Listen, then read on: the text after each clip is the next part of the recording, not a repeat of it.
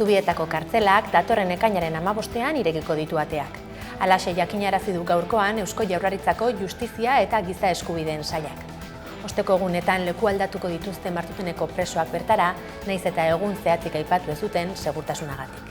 Azkenik, ekainaren 24an itxiko dute Martuteneko espetxea behin betiko. 500 pertsonentzako tokia izango du gehienez Zubietak 234 geletan eta 6 modulutan banatuko direlarik. Moduluetako bat emakumei zuzendurikoa izango da eta 3. graduko presoentzako gizarteratze zentroare izango da kartelan. Espainiako poliziak 19 lagun atxilotu ditu Bilbon eta Donostian etorkinei agiri faltsuak saltzera bideratutako sare baten kide izatea egotzita. Berrian argitaratutakoaren arabera, 118 iruzur kasu identifikatu dituzte momentu honetara arte eta atzemandako pertsonetatik 6 abokatuak direla ezagutarazi dute. Hala, biktimek 5.000 eta 10.000 euro bitarte ordaindu zizkioten sareari dokumentuen truke. Ikerketa pasaden urteko uztailean abiatu zuten eta prozesua irekita dago oraindik ere. Aurtengo Gasteizko Ante Maria Zuriaren jaiek badute jada pregoilaria.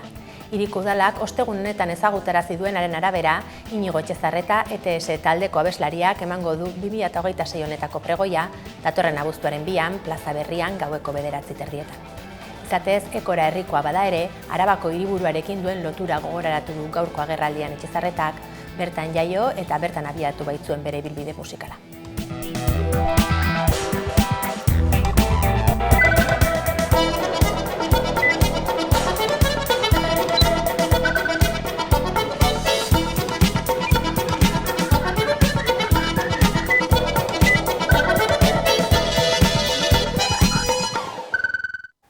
Gabon guztioi eta ongi etorri maiatzaren 21eko albistegira.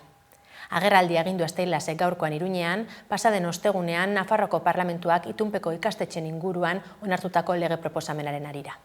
Bertan izan da Leire Llano. Steilas sindikatuak agerraldi agindu Iruñean pribatua bunkerizatu publikoa larrutu lelopean. Miren Ustarroz eta Raúl López sindikatuko kideek adierazi dute Carlos Jimeno ez dela arazoa, sintoma baizik eta ultraeskuinaren eskutik inoiz ez dela mesederik etorriko eskola publikoarentzat kaltea soilik. Steilas sindikatuak prentsaurrekoa eman du Iruñean pasaden asteko Nafarroako Parlamentuan onartutako legea salatzeko pribatua bunkerizatu publikoa larrutu lelopean. Legea bera aztertu etaren ondorioez aritu dira. Miren Ustarroz eta Raúl López sindikatuko kideek adierazi dute hezkuntza departamentuaren kudeaketa txarrari UPN, PP, Vox, Geroa Bai eta EH Bildu indar politikoen botoekin onetsi duten legea gehitu behar zaiola, EH Bilduk eta Geroa Baik abstentzea bozkatu zuten arren. Steilaseko kideek azaldu dute ere askok barneratu dutela ikastetxe publikoak eskolatze merkatu batean lehiatzen direla eta lortzen den matrikula eskainitako zerbitzuekin edo kalitatearekin lotuta dagoela. Argudio hori erabiltzen dute hezkuntzan, baina publifikazioa eskatzen dute beste zerbitzu publikoetan. Gainera ikastetxea aukeratzeko askatasuna ez da denontzako eskubidea, baizik eta ikastetxea aukeratzeko ahalmena. Non, diru ekarpenak, uniformeak, bestelako jarduerak, erlijioa, garraioa eta bar, usagarriak diren familia askorentzat. Azkenik esan dute kapitalismoaren beste krisi sakon baten aurrean dagoela hezkuntza komunitatea eta politikak zeharo aldatzen ez badira berriz ere galtzaile aterako dela eskola publikoa gainerako zerbitzu publikoekin batera. Ostegun honetan ezagutzera eman du Maria Txibite Nafarroako presidenteak ez duela Carlos Jimeno hezkuntza kontseilaria kargugabetuko. Parlamentuan egindako agerraldian kontseilariak hezkuntzan emandako pausoez oso harro dagoela adierazi du.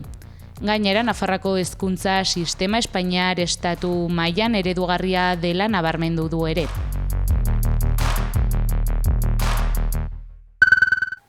Jaime Roka, Maialen Mazonen bikotekide ohia, errudun deklaratu du Arabako probintzia auzitegiak maltzurkeriaz egindako hilketa, 2 abortu delitu eta adingabe baten abandonua egotzita. Guztira, 27 urteko espetxe zigorra eta 600.000 euroko kalte ordaina ezarri diote, baita umea eta Mazonen familiarengan hurbiltzeko debekua ere. Maialen Mazonen bikotekide ohia Jaime Roka errudun deklaratu du Arabako probintzia auzitegiak eta 27 urteko espetxe zigorra ezarri dio. Epaiaren ebazpena asteazkenean jakinarazi dute eta akusatuari maltzurkeriaz egindako hilketa, 2 abortu delitu eta adingabe baten abandonua leporatu diote.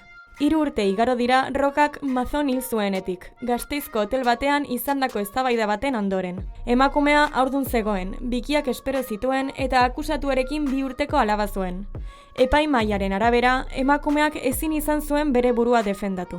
Horren bestez, hilketagatik eta espero zituen bikien abortuagatik 25 urteko espetxe zigorra ezarri diote eta 2 urteko alaba amaren gorpuarekin bakarrik uzteagatik beste 2 urteko zigorra gehitu diote.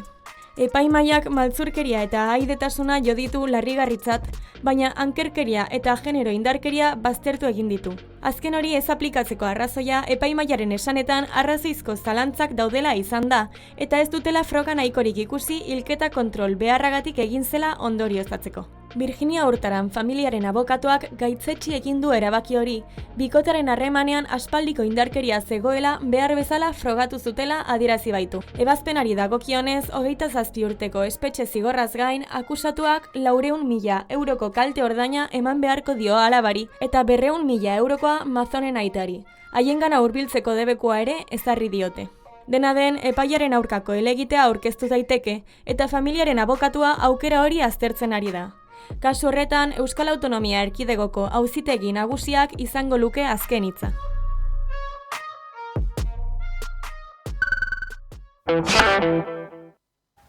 Greba eguna dute gaurkoa Bizkaiko kontserben sektoreko langileek. Bilbon egin duten mobilizazioan izan da Xabi Alo. Egun osoko lehenengo greba eguna daukate Bizkaiko kontserba sektorean manifestazio egin dute Bilboko kaleetan eguerdian eta iragarri bide batez sektoreko enpresetan ia geldirik dagoela ekoizpena. Ildo beretik mezu zuzen helarazi diote patronalari, negoziatzen hasi eta sektoreko langileen lan baldintzak hobetuko dituen edukirik mahaigaineratu ezean, borrokak jarraituko duela.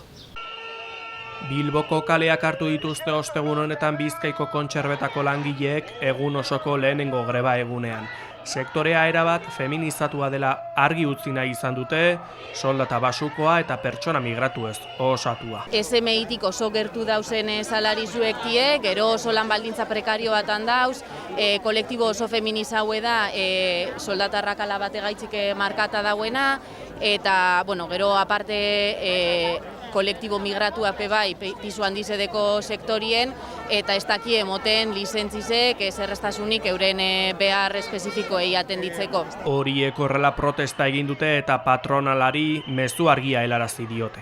Gabiz plantietan salario minimoak lortuti 1.500 euroko greba orokorran ostien, pentsaten dugu salarizoak hortipera ezin dugu zela firma, eta gero hortaz aparte gauz plantietan hemen ETT-ak eta fijo diskontinuak die kontratu mota ohikoana, orduan horren erregularizazio konkretoak gauz plantietan gauz bai lizentzizek kolektibo migratuantzako konkretamente, soldatarrak alagaz amaitzutie, baina ez 2030-en, sino que ja geurtik eurrera, eta gero kolektibo feminizatua deneinien, jendi eskargututeko eta zaintza lanak atenditzeko bai, beste lizentzi da esparru batzuk. Gaur soldata on bat, zetako 1.200 bakarrik irabazten dugu, da hori ez da diru asko. Eta ja 600 inokin du konfebatzegaz, da ez duzku emoten ez ebez. Patronalagaz daku batzar bat datorren nigin lauen, da zozer eskatuten badauen, geuko eskatuten dune, IPC, da soldata purtsu bet, ingu ia zer pasaten da sino basta bere segidu. Urrengo ekainaren 4an beraz beste bilera bat izango dute patronalarekin eta horrek ez balu edukirik mahaigaineratuko, borrokan jarraituko dutela azpimarratu dute. Tubos Reunidos enpresaren etorkizunaren inguruan mugimendu berriak izan dira. Mikel Jauregi sailburuak adierazi du inbertitzaile interesatuak badaudela, baina oraindik ez dela eskaintza formalik aurkeztu. Mikel Jauregi Eusko Jaurlaritzako Industria Trantsizio Energetiko eta Jasangarritasuneko sailburuak Tuborre Unidosen interesa duten inbertitzaileak daudela iragarri du ostegun honetan. Dena den, oraindik ez dela eskaintza formalik egin azaldu du. Halaber, adierazi du sindikatuek greba bertan bera uzteak fase berria ireki duela enpresaren etorkizunean. Era berean, Tuborre Unidoseko administrariak adierazi du oso zaila izango dela konpainia bere osotasunean salbatzea. Enpresa zatika saltzeko aukera gaineratu dute. Modu horretan, inbertitzaileak errazago erakartzeko. Hori gutxi ez eta sindikatuek salatu dute, Pocento taldeak maiatzaren 26ko langile zuzendaritza eta administrarien arteko bilera bertan bera geratu dela argitaratu duela, baina eurei inork ez die horrelakorik komunikatu. Eta beraz, 24 orduko lanuzteari eutsiko diote. Pasaden astean bertan bera utzi zuten Tuborre Unidoseko Amurrioko langileek greba orokorra, eta astelenean bertan itzuli ziren lanera. Hala ere, erabakiak barne zatik eta eragindu plantillaren zati bat ez dagoelako ados, ez baita bozketarik egon.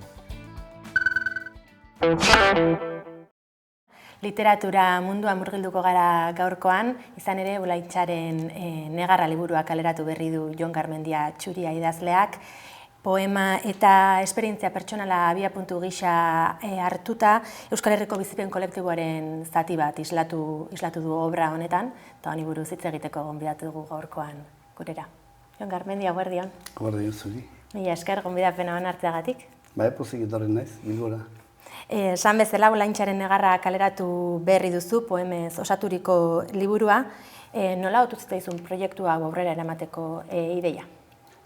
Bueno, nik pentsatu baino gehiago izan da bultzada bat. Ondoan nituen, Garbine Larrea biziki laguna dut eta Sendabelarren inguruan bera divulgatzaile.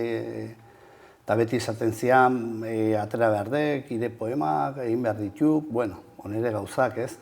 Eta banuen urnitarra bera, nire urnitarra, Maider Ziaurriz ezagutzen duen, da pixka berari eman nion ardura bat, poema guzti hauek, ni banezkan hortik zehar, paperetan, nire kutxa gordeetan, eta ez dakit esango dut, azken batean erabaki nun, kontatu behar nuela, gai bat zentralitatea ekarri nahi nuela, zela Euskaldun askok, nik etxetik joan ondoan ezagutu nituen jende askok, bizitu zutela hau etzela erraitatea asmatu bat, baizik gertatu zela erbestea, eta horren barruan dauden haustura familiar, emozional, pertsona askok, gertakari hori izan dute eta bizitzen jarraitu dute eta bizitza horri azken batean testigu biziak dira hori edanak, testigantza bat, bakoitzak egindako bideari eta ni horretatik poemekin nahi nuen gai hori, nahiko unibertsala dena aldi berean, etxe bat ustea, erbestea, Afrikatik, Europak idaldetik, mundu osoan zehar, jendeak ihes egin behar du bere etxetik eta bizi beste toki batean, bizitza berri bat egin, eta horri guztiari forma bat eman nahi nion da liburu gisa horrutzi. Hori esan behar nizun, nolabaiteko bidaiak islatzen dituela liburuak, baina orain esaten zenuenak dioen bezala, nolabaiteko bidaia mingarriak ere, hau da, konposaera emozional oso sakona dutenak? Bai, noski, hor da, aipuetan nik aipatua dakat horre etxetik partitzea, bi aldiz partitzea dela, bizatitan ez, hau da, zerbait uzten dezu iraganean, hor gelditzen da, zaudezu, eta bizia jarraitzen du. Besteek zu gabe jarraitzen dute bizitzen, eta zu bizitza berri bat egiten dezu. Dena ez ezaguna da, zure ohiko eremu edo lur ezagun hortik urrun zaude, agian beste hizkuntza bat dago, zu bizi behar zaren tokian, nortasun agiriak agian ez dituzu, eraiki behar duzu beste nortasun bat, beste modu batea bizi, jende berria lagun bihurtu, azken batean bizitzaren tragikomedia bat, ez? Tragikomedia zergatik esaten dut, ze komedia, badu ere, puntu honak, alaiak ere badaude, ez usteko asko etortzen da, baina zu jarraitzen ez igual iraganean bizitzen. Etorkizunari begiratzen diezu, baina etorkizun hortan ez da ziurra ere, eta askori tokatu zaie bizitza hori, gaur egun tokatzen ari da oraindik. Eta horri guztiari nahi nion, nire hitzekin hortik zehar, euskanak aurrez idatzita ere, eman nola baiteko tokia eta oreka. Disoziazio bat ere badirudi islatzen dela komentatzen duzun horretan, atzean uzten duzun hori badaukazu presente eta etorkizuna irudikatzeko gai izatea ere zail izango da horrelako kontestu batean. Bai, oso zaila da, ziurtasunik gabeko bizitza bati heldu behar diozu, eta ziurtasun gabea zer da, azken batean hor zaude, inoiz baino zaurgarriago, ez? Hau da, badituzu jadanik, minak gainera, eta aurreko bizitza horrek uzten zaitu zaurgarri, osea, vulnerabilidade guztiarekin. Hor zaude, edozer gauzak kolpatu zaitzake, ez da, zentzu hortan zure beldurrak, haustura emozionala daudelako, zure barruari zuk egindako galdera, kezka, zalantzak, nik uste dut horredanak hartzen dula eta bihurtzen dira korapiloak. Eta korapiloi gero nola askatu, agian egunerokoan zaila egiten da. Rutina bati heltzen diogu, mundu guztiak heltzen dio, eguneroko bat egiten dugu danok, ez bizitzeko lana edo akazu ordena jakin bat. Baina kasu horretan ordena hori guztiz aldatua da, eta da bizitza bat nahiko, ikasi garrazuna bizitzen barruan eukitako zauri hori nolabait, korapilo, handi bat, eta jarraitu bizitzari aurrera, baina inon edo ezer ziurra ez den bizitza batean. Aipatu bezala, zure esperientzia pertsonaletatik abiatutako obra da, zuk ere etxea utzi beharra izan zenuelako, baina Euskal Herriko bizilagun askoren ibilbidearekin bat egiten duten bizipenak ere islatzen ditu. Zenbateraino da pertsonala obra eta zenbateraino kolektiboa? Bueno, nik uste dut askotan ni hori edo ni horretatik partitu behar dugula beti zerbait. Sorkuntza maila bat eman nahi badiogu, ez zu dakizu egiazki, zure barrua nola dagoen hori hitzetara eraman da adibidez kasu honetan, ez daki poesian edo poemen bidez nik ez. Baina zenbatean bide horretan barruan sartzen diren beste batzuen errealitateak ere, gertakariak, nik txetik partitu edo txetik joan nintzenean jende bat ezagutu dut, ni baino lehenago han zeudenak, urte hainitz zeramatzatenak, eta bakoitzak bere min propioa zeukana, bere irrifarre ere, noski, azken batean, deserri hori herri bihurtzen doa edo bizitza bat egiten zoaz. Baina noski, zein eta errealitate bizi duzun, ze batzuk ezarretzuten ziur eta kartzelara arrisku bat zuten atxilotuak izateko biharkoan. Eta hor, ziur gabetasun hori handia da. Beste batzuk zeuden milaka kilometrotara familia ikusteko aukerari gabe. Beste batzuk gertuan, baina gertua zer da, ez nik horri ere distantziari ematen dio garrantzia, ze gertuan zu egon zaitezke Hendaian bizitzen eta Irungoa izan, ezin badezu muga hori zeharkatu, alde batetik bestera edo bestetik ona. Horrek ja zailtasun markatzen dizu, hau da, arrisku badago frontera edo muga deitzen dugun toki horretan atxilotua izateko, gaur egun Afrikatik datozen asko horre azken batean esango du jo, bidasoa zeharkatzea erresa da, egunerokoan lana egiten badu bate bestean, bere txartel, bankuko txartelakin, o bere nortasun agiriakin gelditua da, erresa egiten du, baina ez badu hori nola gainditzen du, orduan distantzia hori erraldoia da, esi bat ia gaindiezina, eta manmartzea bere tokia, orduan gertutasuna, distantzia hori ni gehiago kokatzen dut denboran zehar, ez zu nahi duzun tokira iristen pasatzen dezuna, hori dela gehiago. Baina nire ikuspuntu hori da, orduan baina esan nahi dut, jende hainitz ezagutu dut, antzirena lehen, historiari errepaso bat ematen zaio, eta Euskal Herrian, bai diktadurari iesi, eta aurreko gerra ezberdinetatik, beti egonda Euskal Herrian jende bat etxea utzi behar izan duna, eta batez ere motivazio politikoak eraginda, noski. Guzti horri politikoki erantzun hartzaio, bai, baina humanoki erantzun hartzaio, bai. Eta humanoki diodanean nik uste dut, azken hamarkadetan Euskaldun askok etxea utzi eta partitu dutenak erbestean, itzal bilun batekin, silueta beltz batzuekin agertuak izan dira espazioetan, herrietan edo sorterri hortan, ez? Silueta bakoitza, itzal bakoitza, pertsona bada. Pertsona bat bere gau eta egunarekin. horrek esan nahi duen guztiarekin.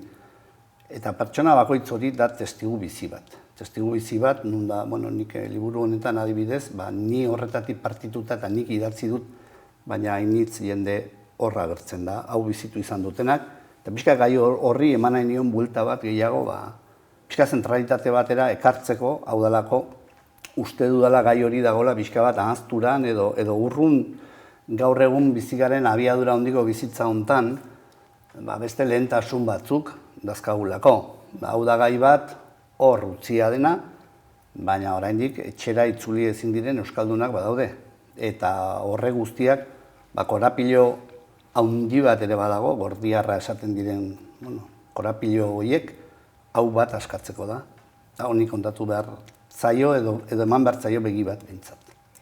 Jendean itzen testigantzak entzun izan dituzula aipatu duzu. Liburua idazterako garaian hitz egin duzu pertsona horiekin, hau da egin duzu halako dokumentazio lana edo aurretik entzundako bizipen horietan oinarrituta aritu zara? Gehiena nik idatzi dut nire esperientzia pertsonaleko edo oso gertuko edo oso inguru hurbilean, ez? Errespetu handia diot, ni ez naiz jarriko, badu poema bat, ni ez naiz uste duzuna edo ni ez naiz nor gauza horiei hitz egiteko edo nork nola pasatu duen 20 edo 30 urte erbestean, edo 10 edo egun bat ere, azken batean, pertsona bakoitzak duen bakarra eguneroko eguna doa, eta horrek gaur egun markatu dezake dena, etorkizuna eta baita iragana, egun bakar hortan dana galdu dezakezulako. Errespeta handia diot, jende baten bizitza ez kontatzea arlo hortan, hemen dagolako esango dut, kontakizun bat, narratiba bat, errealitatean oinarritua, hau da. Fikziora noski eraman dut ere, eta baina literatura ere sartu nahi izan dut, edo poesiaren ardatz batzuk, baina garrantzia eman da narratibari. Jende baten bizitza kontatzea, kontatu dudana, gertuko ditut eta errandiet. Hau nire poemaren barne zuezarete, edo hemen zaudete, edo, biziki maite dudan jendea da ere, eta beste batzu, saiatzen naiz ez unkitzen pertsonalki, esan dedan bezala bakoitzak du bere mina edo zaurian nunden horrek garrantzia handi badu nik behartza hor sartzeko edo ez. Honekin lotuta ere, sormen prozesu horretan edo liburu hau egikaritze prozesu horretan eragin emozionalaz hori pertsonalki ere egingo zizun, halako proiektu bat aurrera eramateak. Bai, duda gabe ez, da gainera sortzen ikusten duzunean, liburu batera eramatea noa, niri pasatako asko oso intimoak direnak, edo oso nire hor geldituak, ez dakit lehen esan dut, kutsa gordeak edo ez dakit nola deitu ere horri, ez? Hor ziren, idatzi dut, argi ikusten nuen ezin nuela eraman publikoki kontatzera edo ez. Zertako, azken batean nire barneko esango dut, egitura guztia ere orekatu behar nuelako hori jakinda, hau da, ni hor parte batean biluztu egiten naiz. Eta behin biluzten bazara, gero ezin zara berriz biluztu. Ja, biluztua zaude eta ja horrela zaude, ez? Hor zara. Oso importantea da, hau uste niretzat, ze da, kontatzen dut, egiaren parte asko dago hor, ez da, hau gertatu eginda, ez da asmatu. Hau gertatu eginda, ez? Ze hor da, zuk uste nik nire buruari esaten nion hau dana kontatzeko zertarako, zer egiteko. Nire buruaren aipamena, goraipamena.